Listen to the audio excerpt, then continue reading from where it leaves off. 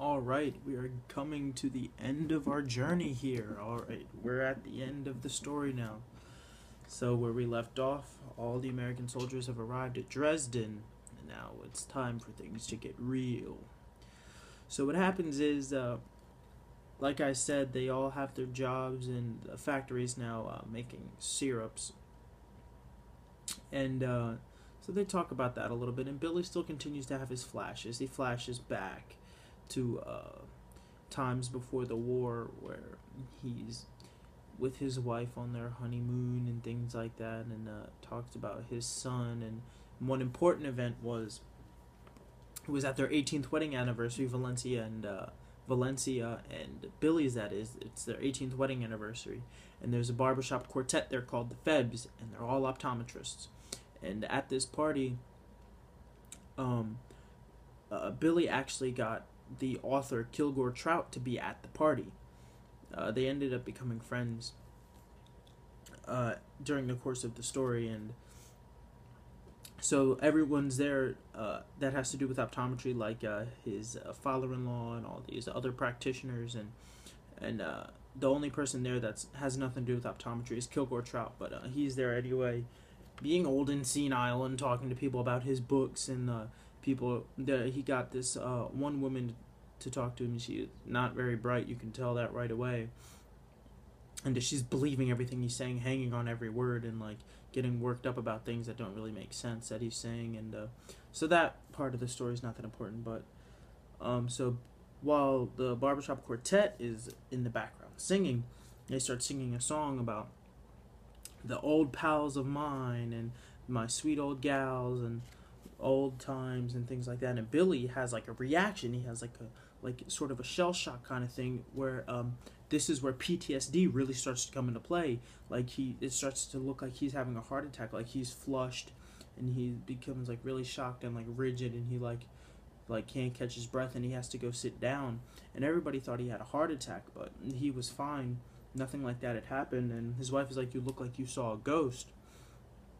And that's when I, as a reader, started realizing Billy has PTSD really bad, and that story, or not that story, that song triggered something in his head from the war, and he was having a reaction to that. And so after that, he got up again, and he gave his wife a present he bought her. It was a ring with a big sapphire in it and everything, and she was ecstatic about that. She was very excited, and so they did that, and then the barbershop quartet started singing again, and Billy started having like another breakdown.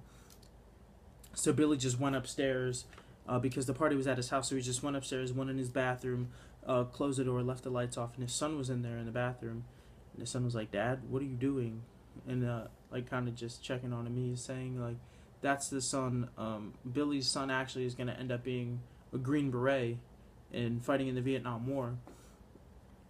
And but at this time, Billy's son is only 17, and so Billy leaves his son in the bathroom. He goes and lays down, and he flashes back to the zoo on Tralfamadore, and he's there with Montana Wildhack, and she's pregnant now because she's having his baby. And we all know how babies are made. We don't have to go into all of that, but so that's happening, and then they are raised, talking about that child there and everything, and there's talking about his war stories. She always asks him to tell him stories, and then so finally we get to the bombing of Dresden, and so what happens is in the slaughterhouse, a man came to visit them, a high up Nazi official who actually used to be an American. He forfeited his citizenship and went to Germany, learned how to speak perfect German, and married a German woman, and produced plays out there and wrote books, and was an activist against Americans, and pro-Nazi, obviously, because he was a Nazi. And then so he came to visit them and was trying to get them to convert to what he called the free American Nazis.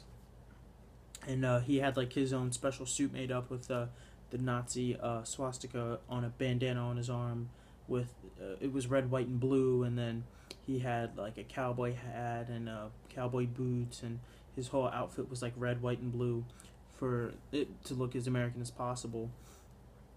And then finally, he was like preaching to them about joining. And Edgar Derby, the man that we talked about before, who's now the leader of the Americans, he stands up and gives his long speech about how we won't join that disease of the Nazis, and we're gonna fight as hard as we can to eradicate their plague on the world. And he talks about how their country in America, their country is one of the best in the world. Their freedoms and equal opportunities for all, and equal chance and fair play and all that other stuff. And finally, that's when the bombings start. So the sirens go off, and they go into a shelter that's like 6 stories below the earth, and or 6 stories below ground. And so the bombing started, and they said, Billy was recollecting, he said it just sounded like giant footsteps. They were so deep underground. And then what had triggered his PTSD meltdown back when he flashed to the 18th wedding anniversary was when the German guards were first talking about the bombings were coming. He couldn't hear what they were saying, but he could see their lips, and it looked like they were talking about like my old friends and the old sweethearts of mine, and like what essentially what the barbershop quartet was singing at the wedding anniversary. But he couldn't hear what the guards were saying, and there was 4 guards, so it looked like a quartet. And then what they were mouthing sounded similar to that, so that triggered his memory. That's why he had that meltdown. So the bombings are commencing, and they hear the giant booms above them, but they're all safe in the shelter below ground. And every few hours or so, a guard would go up and check to see if everything was okay. And then they were talking about the firestorm. There was a firestorm. Everything organic was being burnt up. It was engulfing the whole city, and everybody was dying. So it goes. And so Billy ended up falling asleep while they were down there, and flashing again like he always does.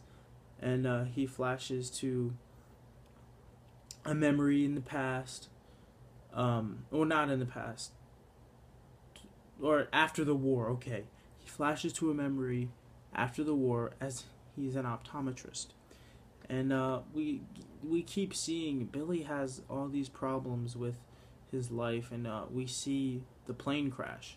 So what happens there is Billy is with his father-in-law, and they're going to an optometrist convention in Canada. So they're on a flight, and on the way to Canada, the plane hits the top of a mountain, and everyone on the plane dies except for Billy and a co-pilot. So it goes. And then Billy had a fractured skull, and he was taken to a hospital in Vermont, and his wife, Valencia, and his son and his daughter Barbara, they all live in Ilium, New York. So they're driving up, or Valencia's driving up there, and while she's on her way, Valencia's hysterical and crying because she thinks Billy's gonna die. And then she gets in a car accident, and her muffler falls off. And once all this happens, she's just so concerned with going to get Billy, she just keeps on driving. The woman who hit Valencia from behind came to see if she was okay, and Valencia just drove off to go find Billy with no muffler on her car, and her car was really loud and making loud noises. And she finally got to the hospital, and because the car was so loud, people were looking to see what was happening. And then she turned the car off, and then the horn just went off. The horn was going off. So all the doctors came outside to see what it was. Valencia was dead in the car because of carbon monoxide poisoning, because her muffler fell off. So it goes. So now, Valencia's wife died. Billy is the only one left. He is in a hospital in a coma. So, Billy's daughter is there, and actually, the man in the room next to Billy is when Billy and Valencia were on their honeymoon, the man's son was passing on a ship outside their room, which was a coincidence that was mentioned earlier in the book, but now it came to fruition. It makes sense now. And so now that man that's in there, he's a very big history buff. He's putting together a bit of a story about the American Air Force during World War II, because now Billy's back in America, and it's after the war. The war is over, so they're putting together all the history and stuff now. And Billy, essentially, they think he's a vegetable. Billy has been in a coma for a while now, and so he's been doing, like, having his flashes during the war. So he flashes to the war, and Billy is there, and he's at the bombings now. When they come out from the bombings, like, the bombings have stopped now. They all leave from their shelter, and everything outside is charred and burnt, and everybody's dead, and the buildings are reduced to rubble and ashes. And so they're out there, and they're essentially looting now. They go and spend a couple days at a motel because there was a family that had survived, and they owned a motel, so they go and stay there for a little bit. And then Billy and all his men, they essentially loot the town, and they get all their stuff, and it's on the back of a cart pulled by two horses. And so Billy is there, and he's enjoying himself. He has, like, a giant diamond that he eventually gives to Valencia as her engagement ring, and he has what he needs, and he's just there peacefully. And then he falls asleep and flashes back to after he comes back. And so then he's there, and he is seeing he's at the zoo. Actually, he flashes to when he's at the zoo, and so while he's there with Valencia, he falls asleep there and has a flash to where he's somewhere in New York, and he goes to a bookshop, and in the back of the bookshop there's an adult section, and at the back of the bookshop he goes to, and he sees one of the videos, and lo and behold, Miss Montana Wildhack is in one of the videos.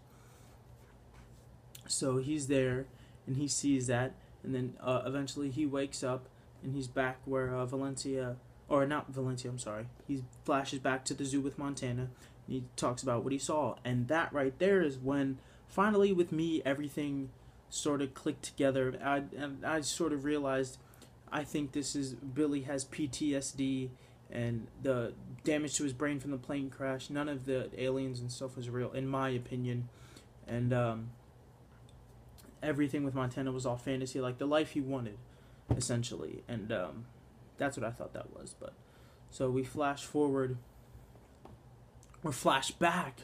It gets so confusing. Flashes back to the war now, and so they're there, and finally German soldiers find them again, and they find Mr. Edgar Derby had his stolen teapot. They take him, they execute him. So it goes.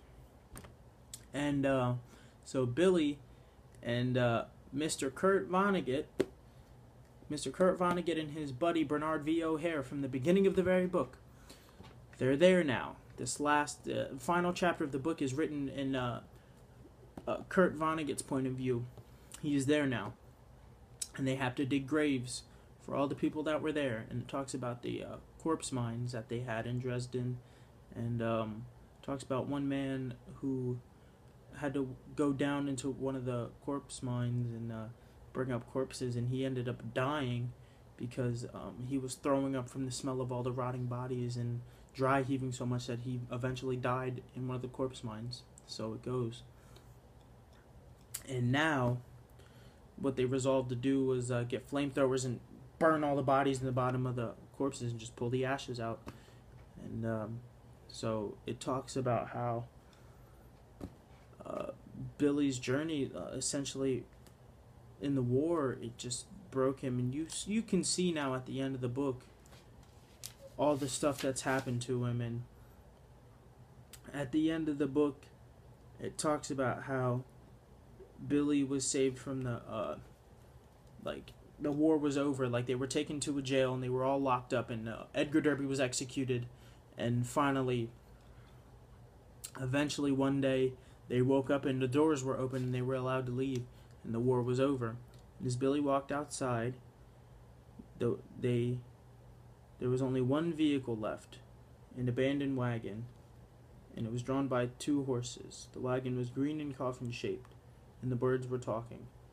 And one bird said to Billy Pilgrim, "Pooty wheat." And that was the end of the book.